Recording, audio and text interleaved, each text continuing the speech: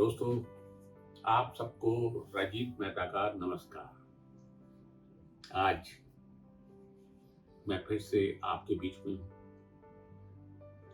बात वही पुरानी, शांति, शांति, शांति। जी हाँ, ये शांति इंसान के लिए इतनी जरूरी है कि हम दिन रात हर काम में, हर सांस के साथ शांति चाहते हैं। लेकिन सच्चाई में शांति है क्या? आप अगर नदी के किनारे बैठे हैं और उसमें तैरती हुई मछलियां देख रहे हैं, वो वक्त भी आपका शांति का वक्त है। लेकिन हम यहाँ जो काम की बात कर रहे हैं, वो काम की बात है मानसिक शांति। हम जीवन में जो भी जीवन जीते हैं, उसमें अल्टीमेटली एक हलचल रहती है। वो हलचल हमारी अपने अवगुणों की वजह से है। कभी हम एक चीज के बारे में सोचते हैं, तो कभी दूसरे के बारे में, कभी तीसरे के बारे में। और आज के इस युग में जो एक कह लीजिए सिक्योरिटी लाइफ की, वो भी बहुत जरूरी है। इंश्योरेंस कह लीजिए, हर इंसान अपनी इंश्योरेंस चाहता है। लेकिन इंश्योरेंस क्या है?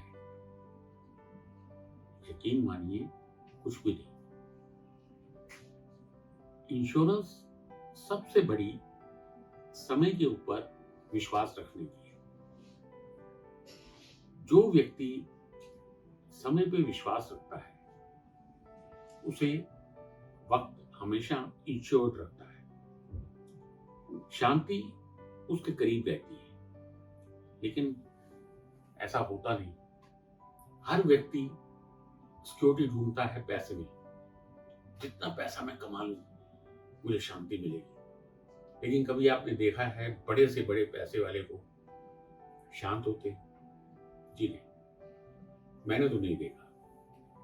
हर पैसे वाले को ढेरों बीमारियां हैं, ढेरों दवाइयां खाता है, कई बार दिन में डॉक्टर से सलाह लेता है। यह है पैसे का कमाल। सिक्योरिटी क्या है? और सिक्योरिटी किस चीज की? इस दुनिया में जो आया है उसने जाना है, आज नहीं तो कल। अच्छा यही है कि हम शांत रहें। शांत हैं तो सुरक्षित हैं। बाकी जो होना है, वो ना मैं रोक सकता हूं, ना आप रोक सकते हैं, ना कोई दूसरा रोक सकता है। इसलिए सोचना व्यर्थ है। लेकिन इंसानी फितरत है, सोचे बिना रहता नहीं। बस इसी की वजह से हमारे अंदर कई अवगुण पैदा होते हैं, क्रोध, लालच, ये सब। और उन्हीं अवगुणों की वजह से हम अपनी शांति भंग कर देते हैं, शांति से दूर हो जाते हैं और एक ऐसे दलदल में फंस जाते हैं जहां सिवाय दम घुटने के कुछ नहीं है। फायदा क्या है इस जीवन का? ये जीवन दिया है ऊपर वाले ने हमें शांत रहने के लिए। अगर आप ध्यान से देखें तो इस जीवन से बड़ा स्वर्ग ही नहीं है, अगर हम अपने पे कंट्रोल करके चले। जी हाँ, कंट्रोल सिर्फ अपने आप के बारे में सोचिए, अपने अंदर बसे हुए ईश्वर के बारे में सोचें, तो वो कंट्रोल क्या है? कंट्रोल से मतलब ये नहीं है कि हम खाना पीना कम कर दें, हम उठना बैठना कम कर दें या ऑफिस जाना बंद कर दें। वो कंट्रोल नहीं। हम सिर्फ अपने आप से कंसर्न रखें, वो कंट्रोल है। और उसी में शांति है। जब हम दुनियादारी में पड़ते हैं ना, तो अशांत होने लगते हैं। बस समझने की बात यही है कि अपने अंदर हम कैसे घुसें और कैसे अपने आप को शांत करें। कैसे अपने जितने भी अवगुण हैं उनको, उनकी ताकत को, उनके स्वभाव हर अवगुण का रहता है, हम कम करें, उससे लड़ते रहें। हो सकता है कुछ अवगुण हमारे में बढ़ गए हों, हम अंदर झांके, उस अवगुण को देखें और उससे लड़ें। ये जीवन का सार है और इसी में स्वर्ग है। आप करके देखिए, आपको खुद महसूस होगा।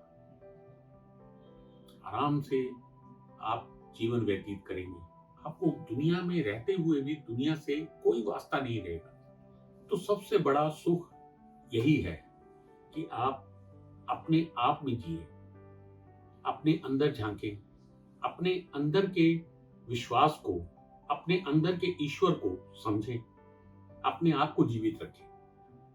दुनिया में रहते हुए भी दुनिया से अलग अपनी पहचान बनाएं।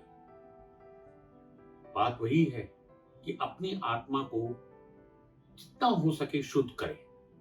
आपकी आत्मा जो आपके अंदर ही है वो शुद्ध होगी तो शांति आपके करीब होगी। शांति एक मानसिक शांति। जी हाँ, जैसा कि हम हमेशा करते हैं, एक ना एक अवगुण लेकर मैं आपके सामने आता हूं। तो आज एक बड़ा नटखट सा, चुलबुला सा अवगुण पे हम डिस्कस करेंगे। वो अवगुण है चुगली। सुना होगा आपने चुगली, चुगलखोर।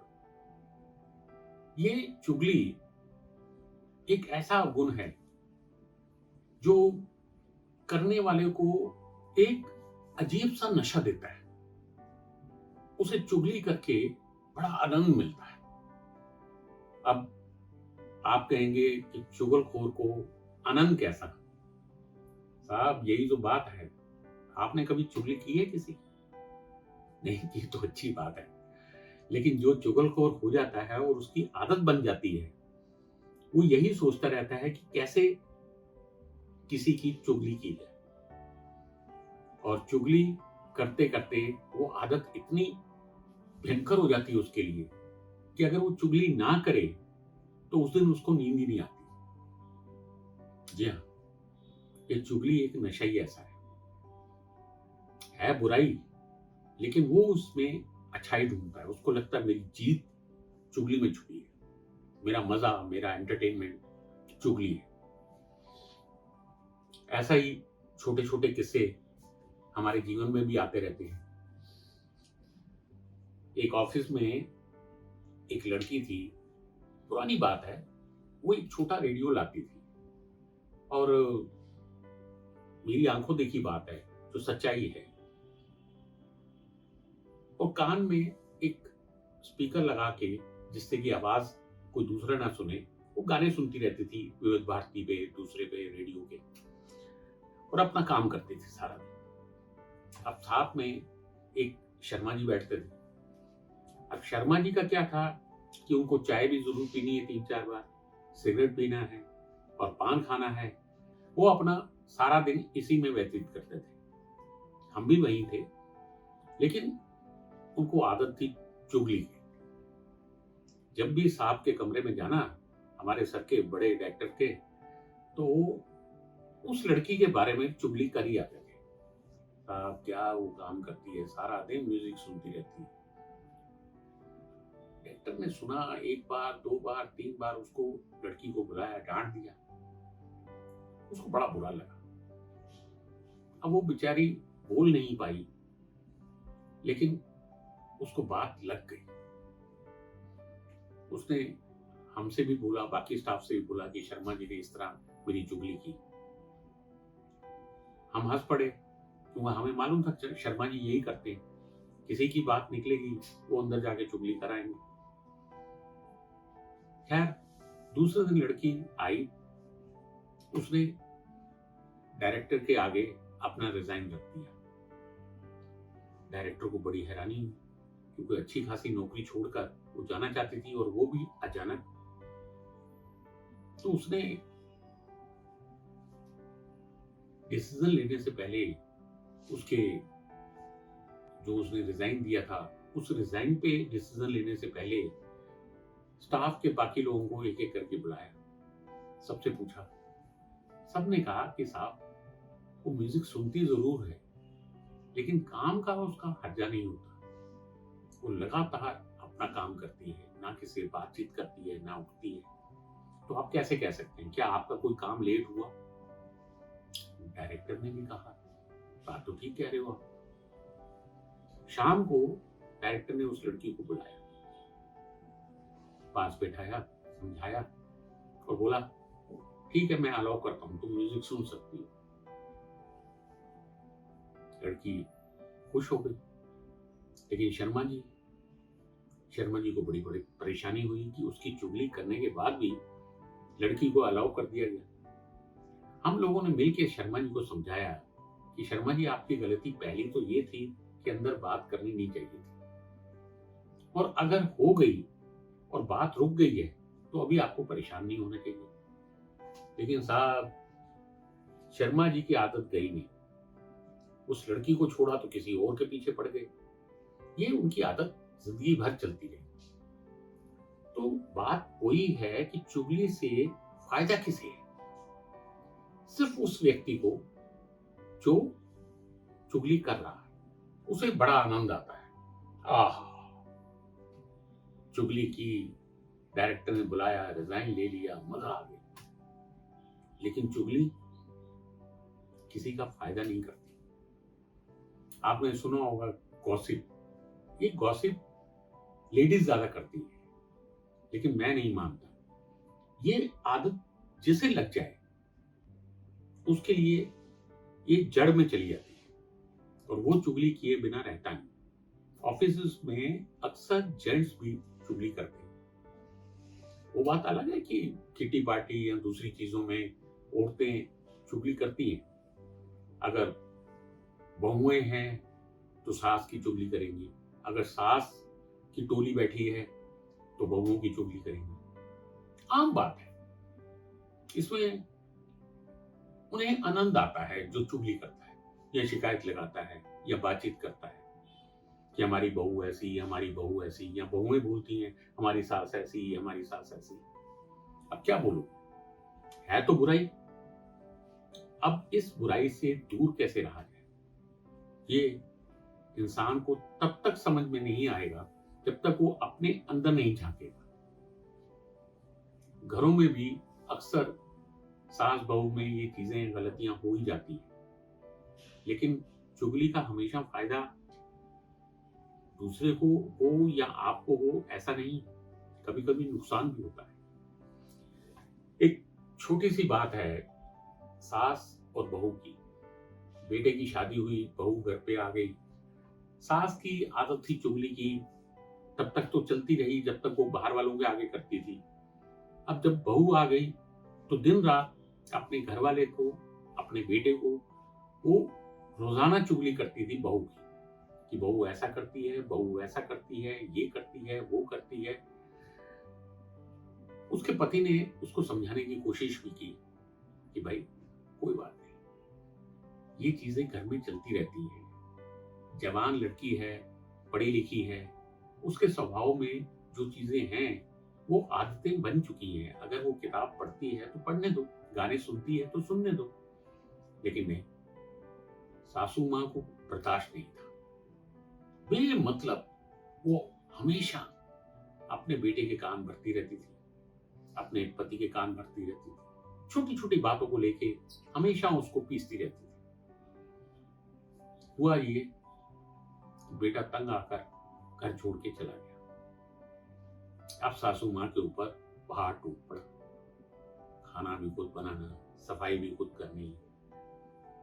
अब सासू मां पति के आगे गिड़गिड़ाई तो पति ने साफ कहा, कसूर तुम्हारा है, जाओ माफी मांगो और लेके आओ उन्हें वापस।